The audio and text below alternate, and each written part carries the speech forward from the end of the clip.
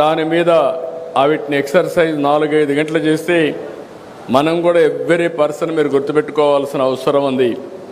మన ఆరోగ్యం మనం తినే తిండి పైన, రెండోది మనం తీసుకునే రెస్ట్ పైన, నిద్రపోవడం, మూడోది నిద్రలేస్తే 1 గంట ఎక్సర్సైజ్ చేయడం, నాలుగోది మంచి పని చేయడం.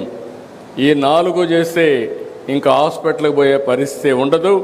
అది చేయని వాళ్ళే హాస్పిటల్కి పోతారని చెప్పి కూడా నేను మీకు తెలియజేస్తున్నా. అలాంటిది ది పవర్ ఆఫ్ బుల్ నిరూపించడం కోసం ఇక్కడ బుల్స్ని ఇక్కడ తీసుకొచ్చి చాలా సిస్టమేటిక్గా మళ్ళీ ఏ విధంగా ఆల్రౌండ్ మన వారసత్వాన్ని కాపాడడం కోసం ఒక నూతనమైన ప్రయోగాన్ని చేస్తున్నారు. ఆ ప్రయోగంలో ది పవర్ ఆఫ్ బుల్ అన్నప్పుడు కరెంట్ ఎంత ఉత్పత్తి చేయగలుగుతారంటే 5 యూనిట్లు కరెంట్ ఉత్పత్తి చేసే పరిస్థితి వస్తుంది. అదే మాదిరిగా 1 గంటకు 5 గంటల వరకు దాన్ని కూడా సైంటిఫిక్గా ఆలోచించి అది హెల్తీగా ఉండాలంటే ఎన్ని గంటలు ఎక్సర్సైజ్ చేయించాలనో అన్ని గంటలే చేయించి దాంట్లో నుంచి ఆదాయం సంపాదించడానికి ఒక వినూత్నమైన కార్యక్రమం. ఆ కార్యక్రమమే పవర్ జనరేషన్. మామూలుగా పవర్ జనరేషన్ అంటే ఒకప్పుడు ఎక్కడి నుంచో వచ్చేది, థర్మల్తోనే వచ్చేది. బొగ్గుతో కరెంటు తయారు చేసేవాళ్ళం, తర్వాత వాటర్తో తయారు చేయడం మొదలుపెట్టాం, తర్వాత ఎండతో కరెంటు చేయడం మొదలుపెట్టాం, గాలితో కరెంటు చేయడం మొదలుపెట్టాం. ఇప్పుడు బుల్స్తో కూడా కరెంటు తయారు చేసే పరిస్థితికి వచ్చామంటే ఇంట్లో కూర్చొని ఇది best innovation in the world అని చెప్పి మరొకసారి మీ అందరికీ తెలియజేస్తున్నా. దీనికి నాంది పలికి ఇంకో పక్క ఒంగోలు ఒకప్పుడు one of the best breed in the world. ఈరోజు ఒంగోలు బుల్ అనేది లేదు. అవన్నీ ఇక్కడి నుంచి వెళ్ళిపోయి బ్రెజిల్కి వెళ్తే బ్రెజిల్లో బ్రహ్మాండంగా ప్రొటెక్ట్ చేయడం కాకుండా ప్రమోట్ చేసి ఈరోజు ప్రపంచానికే బెస్ట్ బ్రీడ్ని వాళ్ళు ఇచ్చే పరిస్థితికి వచ్చారు. అదే మరి ఇక్కడ బ్రీడ్ ప్రొటెక్షన్ కూడా ఆలోచిస్తున్నారు. అదే సమయంలో ఇవి ఆయుర్వేదాలో ఏవైతే ఋగ్వేదం ఇవన్నిట్లో ఏవైతే ఉన్నాయో అవన్నీ కూడా స్టడీ చేసి హెల్త్కి మన కౌస్కి ఏ విధంగా సంబంధం ఉందో అలాంటి ఎక్సర్సైజ్ చేసే పరిస్థితికి వచ్చారు. ఈరోజు నందగోకులం సేవ్ ది బుల్ అనే కార్యక్రమం చాలా విశిష్టమైంది. 400కు పైగా ఎద్దులు, ఆవులు, దూడలు ఇక్కడ సంరక్షిస్తున్నారు. షెడ్ను కూడా చూశాను.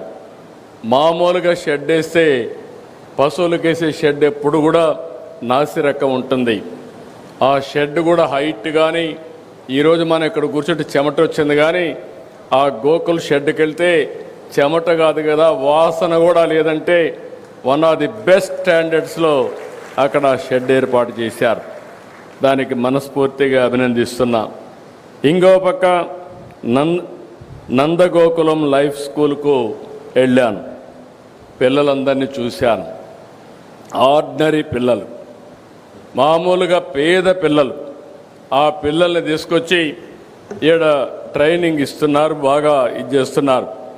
ఒక 5,000 రూపాయలు నెలకు ఆదాయం వచ్చే పేద కుటుంబాలు, ఎస్సీలు కావచ్చు, ఎస్టీలు కావచ్చు, ఇలాంటి వాళ్ళని ఐడెంటిఫై చేసి 3, 4, 5 వరకు ఇప్పుడు పెట్టారు.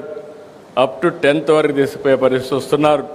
అంటే మామూలు పిల్లల్ని ఎక్స్ట్రాడినరీ సిటిజన్స్గా తయారు చేయడానికి ఈరోజు ఇక్కడ ఈ ఫౌండేషన్ పనిచేస్తూ ఉంది.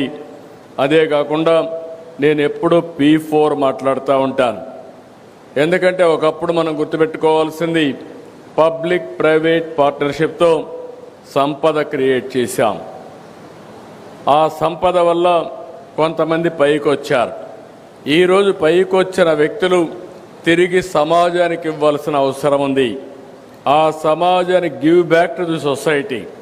ఆ కార్యక్రమంలో శశిధర్ గారిని మీరు చూస్తే 19 ఎకరాలు ఇంటర్నేషనల్ స్టాండర్డ్స్. నేను పిల్లల్ని చూశాను, ఎంత కాన్ఫిడెంట్గా ఉన్నారంటే అంత కాన్ఫిడెంట్గా ఉన్నారు. ఒక 20 మంది ఉంటే ఎత్తుక్కోకుండా భవిష్యత్తులో నీవేమవుతావంటే వాళ్ళ యాంబిషన్ చాలా చక్కగా చెప్పగలిగారంటే ఫస్ట్ ఆఫ్ ఆల్ నేను అభినందిస్తున్న చిన్న వయసులో ఒక ఆత్మవిశ్వాసాన్ని కలిగించిన ఈ ఫౌండేషన్ని మనస్ఫూర్తిగా అభినందిస్తున్నానని చెప్పి కూడా నేను మీకు తెలియజేస్తున్నా. ఇప్పటికే ఇలాంటివి మంచి కార్యక్రమాలతో ముందుకు పోతున్నారు. ఇలాంటి కార్యక్రమాల వల్ల నేను